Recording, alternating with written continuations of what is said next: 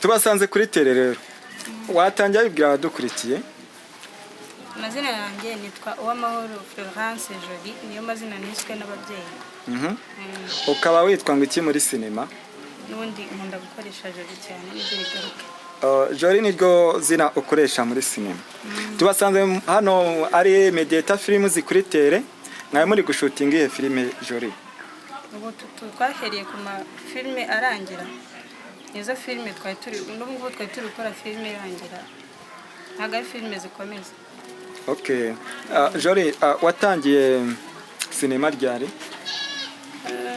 Njyewe movie ya mbere nagiye mu mbere byari muri 2019. 2019. Okay. Yitwaga Mbuzi wa Ntuma, niyo ya mbere nahereye. Yitwaga Mbuzi wa Ntuma. Niwe baye batumye babuzo batuma. Oya.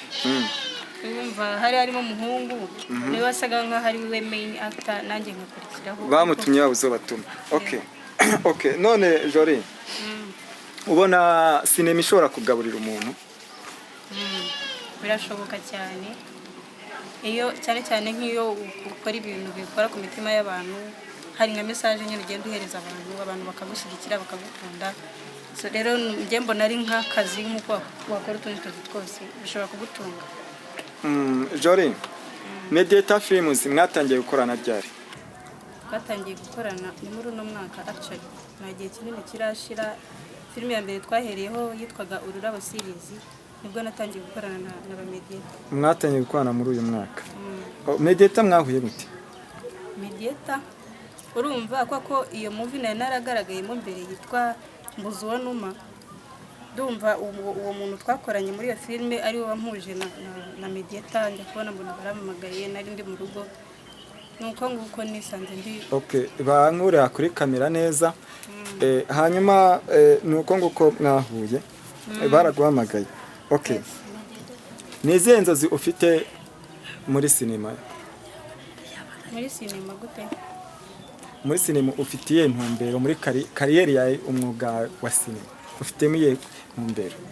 Intumbero mfite icya mbere ni ukugira message ntanga muri rusange nyine n'abanyarwanda bakagira ibintu byinshi cyane bigira muri filime dukora. Icya kabiri ni ukugira ngo ibintu dukora kandi nabwo bibyare n'umusaruro bibe byadutunga ku rundi ruhande. Yes, tubone incomes. Ukiri kuri iyo ngingo yo gutanga message, ni yihe role producer yaguha cyangwa se director yaguha ukavuga ati role rwose ndumva ntayikora bitewe n'umuco wanjye, imyemerere, imyitwarire, iyi role sinayikora? Kugeza ubu ngubu ndumva nka filime nshobora kuba navuga ngo sinagaragaramo, sinzi ko hano iwacu mu Rwanda zirahagera nko kuvuga ngo umuntu yagaragaye yambaye ubusa cyangwa hari ibindi bintu umuntu birengereye nyine ku muco wacu nkatwe abanyarwanda. Njye no kuvuga ngo kugeza ubu ngubu nta role ntagerageza gukora. Bivuze yuko izindi role zose usanzwe ubona mu Rwanda ku bantu bafite ahantu bageze wenda bari imbere yanyu mwe kuko mirasa naho mukizamuka, izindi role ubona zose bakina ushobora kuba wazemera? Ntagerageza kabisa. Hanyuma nihe role bagukumva uguye hashashe? Mva ngo yahashashe. Ukumva ugeze mu bintu byawe kabisa ukavuga ati bino ndabikora atari nk'ibyo wanyandikiye ahubwo nk'ubuzima bwanjye kabisa ukumva yuko uyikoze uyifiringa?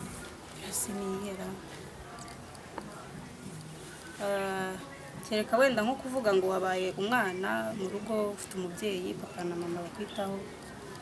Bagwaye usire ntabwo uyumva uyifiringa nkaho. Actually hari ikintu nakubwiye nko kuvuga ngo je nta role ntakwisangamo usibye nyine iyo ngiyo niyo njyamo nkavuga ati noneho iyo uri umwana wo mu rugo ni role ukunda cyane. Yego, ariko n'izindi bitabujijwe ko nazo ntazikora. Okay, Jolie, uratubwira nibura abakinnyi batatu hano mu Rwanda uvuga ati bari muri sinema bafite ahantu bageze, uvuga ati bano bakinnyi ndabamira ni nka role model wanjye bafite